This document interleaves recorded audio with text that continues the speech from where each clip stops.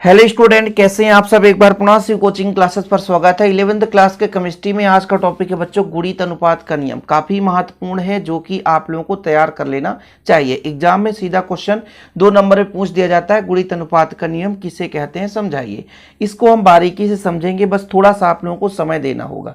फिलहाल यहाँ पर आपको ये जानना जरूरी है कि गुणित अनुपात का नियम दिया किसने, तो सन 1803 में जॉन डाल्टन ने दिया था।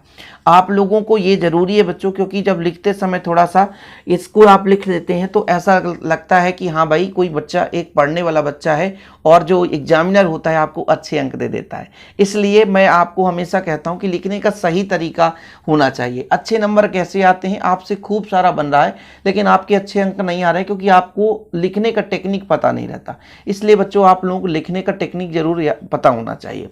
तो सबसे पहले आपको लिखना है कि इस नियम का प्रतिपादन सन 1803 में जॉन डाल्टन ने किया था। गुणित अनुपात का नियम किसने दिया, 1803 में जॉन डाल्टन ने दिया था। अब इसके कथन को पढ़िए। कथन को पढ़ने के बाद आधे बच्चे तो इसको सीधा डिलीट कर देते हैं अपने माइंड से कि मैं नहीं पढ़ पाऊंगा यार, ये मेरे बस की बात नहीं है, इसे कर ही नहीं सकता। लेकिन आज मैं कहता हूं गारंटेड, यदि लास्ट तक बने रहे तो ये आपके जहान में सीधा माइंड में ना घुस जाए तो बताना बच्चों। यदि नहीं घुसेगा तब आप कमेंट करना कि हाँ सर मुझसे नहीं बनेगा। लेकिन आप कितने भी कमजोर हैं ना, आपके माइंड में कुछ समझ में नहीं आ रहा ना केमिस्ट्री, बिल्कुल थोड़ा सा समय दीजिए, ये आपके माइंड में सीधे बैठेगा। ये मेरा गारंटी है, आपसे वादा है। देखो, जब दो तत्व आपस में संयोग करके 2 या 2 से अधिक यौगिक बनाते हैं, ठीक है, हम 2 ही तत्वों की बात करेंगे। 2 तत्व से 2-4 यौगिक बन रहा है, ठीक। उनमें से भिन्न भिन्न द्रव्यमान जो दूसरे तत्व के एक निश्चित द्रव्यमान से संयोग करता है। अब देखो, 2 तत्व संयोग कर रहे हैं, 2 से अधिक यौगिक बना रहे हैं, उनमें से एक तत्व समान है और एक तत्व की मात्रा अलग अलग है, भिन्न भिन्न है। तब ये बोल रहा है ये कि जो भिन्न भिन्न है वो सदैव एक सरल अनुपात में होते हैं। नहीं समझ में आ रहा, 2 तत्व हैं, 2 एलिमेंट्स हैं, आपस में संयोग कर रहे हैं, संयोग करके कई सारे यौगिक बनाते हैं। तो एक परमाणु जो है वो भिन्न भिन्न मात्रा में है और एक परमाणु समान मात्रा में है। हम द्रव्यमान की बात करें, द्रव्यमान पे चलेंगे, उनके रेशियो की बात करेंगे कि एक जो आपका परमाणु है या एक एलिमेंट्स है या एक तत्व है जिसकी भिन्न भिन्न मात्रा है और एक समान है, तो जिसका भी मात्रा भिन्न भिन्न है वो भी एक सरल अनुपात में है, 1 2 3 4 5 के रूप में। उनमें भी जब अनुपात निकालेंगे तो उनमें भी एक सरल अनुपात होगा। यही है गुणित अनुपात का नियम। नहीं समझ में, गुणा, जैसे मान लो 4 है तो 4 दूना 8 है, अगले का 8 त्रिक 24 है, मतलब 4 से 4 दूना 8, 4 3 12, 4 चौको 16। ऐसे क्रम में एक सरल अनुपात में आ जाएगा, 1 2 3 4 5 में आ जाएगा। फिर से समझो, 2 एलिमेंट से 2 तत्व हैं, आपस में संयोग कर रहे हैं, कई सारे यौगिक बना रहे हैं। उनमें से एक ऐसा मैटर आ रहा है कि जब द्रव्यमान निकाले तो एक का समान है, एकदम सेफ है। यदि 10 है तो वहां पे जितने भी कंपाउंड है एक एलिमेंट्स का परमाणु द्रव्यमान 10 है। अगले का भिन्न भिन्न है, अलग अलग है, तो भिन्न भिन्न है, यदि उनमें रेशियो निकालेंगे तो फिर वो एक सरल अनुपात में आएगा, या कि हम कह सकते हैं कि उनमें जो एक गुणज के रूप में प्राप्त होगा। अब इसको समझने के लिए हम नाइट्रोजन के ऑक्साइड को देखते हैं। देखिए बच्चों, नाइट्रोजन के 5 ऑक्साइड होते हैं, मान के चलता हूं मैं 5 लेकर चलता हूं। नाइट्रस ऑक्साइड आपका होता है N2O, ठीक। इसके बाद आता है नाइट्रिक ऑक्साइड आपका NO। इसके बाद nitrogen try oxide N2O3, nitrogen try oxide. Nitrogen tetra oxide मतलब N2O4। नाइट्रोजन पेंटा ऑक्साइड तो डाई नाइट्रोजन पेंटा ऑक्साइड। कभी कभी ऐसा भी नाम देखने को मिल जाता है कि die nitrogen tetra oxide. Die nitrogen मतलब पेंटा ऑक्साइड और ये डाई नाइट्रोजन ट्राई ऑक्साइड, 3 है ना।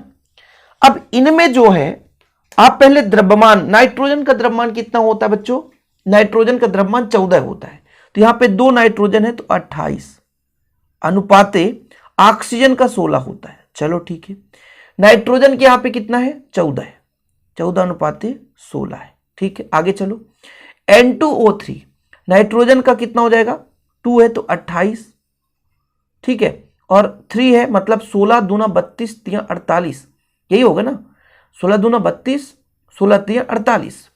यहां पर आपका 28 अनुपाते ऑक्सीजन 4 है तो आपका 16 चौको 64। यहां पर आप देखो नाइट्रोजन का अनुपात कितना 28 और ऑक्सीजन 16 पंचे 80 है। देखो यह बोला गया कि जब दो परमाणु एक ऑक्सीजन और एक नाइट्रोजन ये दोनों आपस में संयोग करके कई सारे यौगिक का निर्माण कर रहे हैं, तब बोला गया कि एक ऐसा परमाणु जिसकी मात्रा समान है, देखो 28 28 28 समान है। अब आपको लग रहा होगा सर यहां पे 28 समान नहीं नजर आ रहा है, तो इसको मैं एक सरल अनुपात में बनाता हूं। कैसे? जैसे मैं इसमें सभी में भाग दे दूं 14 का, ठीक है, इनमें सरल अनुपात दे, तो भैया जैसे इसमें 2 का भाग दिया तो जब 2 का भाग दिया इसमें तो 14 आ गया, इधर आपका 8 आ जाएगा। इसमें भाग देने की जरूरत नहीं क्योंकि इसमें 14 है। इसमें भी 2 का भाग दे दिया तो 14 दूनी 28 और आपका हो जाएगा 24 दूनी 48। इधर मैं 2 का भाग दे दूं बच्चों तो 14 दूनी 28 और यहाँ पर 32 दूना 64, 14 दूनी 28 और आपका 40 दूना 80। कोई बात नहीं है। अब यहां पर देखो भाई रेशियो तो है, रेशियो हम किसी अनुपात में निकाल सकते हैं। जरूरी नहीं है कि आप लोग सोचो कि भाई नहीं ये आप अलग रेशियो, ये और ये दोनों सेम है, बस मैंने इनमें 2 का भाग दे दिया, बाकी तो वही चीज है।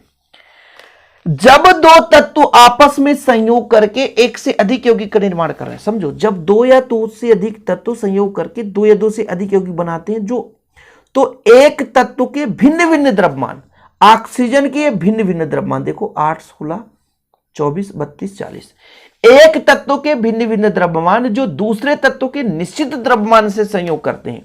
दूसरे तत्व नाइट्रोजन के एक निश्चित द्रव्यमान से, देखो ना इनका भिन्न भिन्न मात्रा है लेकिन इनका समान है, वो सदैव सरल अनुपात में होते हैं। मतलब ऐसा एलिमेंट जिसकी मात्रा भिन्न भिन्न है, एक निश्चित द्रव्यमान वाले से संयोग कर रहा है, एक निश्चित मात्रा वाले से संयोग कर रहा है, जिसकी मात्रा भिन्न भिन्न है, वो सदैव सरल अनुपात में। जैसे 8 एकम 8, 8 दूनी 16, 8 त्रिक 24, 8 चौको 32, 8 पंचे 40। ये देखो एक सरल अनुपात, एक सरल अनुपात मिल जाता है। फिर से समझ में आ गया कि भाई हाँ 2 एलिमेंट से आपस में संयोग कर रहे हैं, उनमें से 2 या 2 से अधिक यौगिक भी बन रहा है। एक का द्रव्यमान फिक्स है और एक का द्रव्यमान अलग अलग है, और जिसका द्रव्यमान अलग अलग है ना वो सदैव सरल अनुपात में है। भाई मैंने कहा 8 16 24 32 40, तो 8 एकम 8, 8 दूनी 16, 8 त्रिक 24, 8 चौको 32, 8 पंच 40, तो एक सरल अनुपात में ही तो मिल रहा है। इसके एग्जाम्पल्स में विधिवत लिख रखा हूं बच्चों, ये देख सकते हो। नाइट्रस ऑक्साइड आप 28 अनुपाते 16 किए, 2 का भाग दे दो तो 14 अनुपाते 8 आ गया। नाइट्रिक ऑक्साइड 14 अनुपाते 16 ही है। अब इसमें देखो नाइट्रोजन ट्राई ऑक्साइड ये आपका 28 अनुपाते 48 है, तो इसको 2 का भाग दे दिया तो इतना आ गया। नाइट्रोजन टेट्रा ऑक्साइड बच्चों 2 का भाग दे दिया तो इतना आ गया। अब इसमें जो 8 16 24 32 40 है ना, जिनकी मात्रा भिन्न भिन्न है, इसमें मैंने कहा कि सरल अनुपात है, क्योंकि 8 8 दूनी 16, 8 त्रिक 24, 8 चौको 32, 8 पंच 40, तो इसमें एक सरल अनुपात है। तो स्क्रीनशॉट ले लो, नोट्स बना लो। यदि आपको इसका प्रॉपर हैंड रिटन नोट्स लेना है, शिव कोचिंग क्लासेस से नोट्स लेना है, तो कांटेक्ट नंबर मैं आपको दे दूंगा 96 85 29 91 49। ये आपका व्हाट्सएप नंबर है बच्चों, इस पर आप कांटेक्ट कर सकते हैं, नोट्स ले सकते हैं। छोटा सा अमाउंट चार्ज रहता है जिसको आप पे करके नोट्स ले सकते हैं। आज के लिए इतना ही, मिलते हैं अगली वीडियो के साथ। जय हिंद, वंदे मातरम।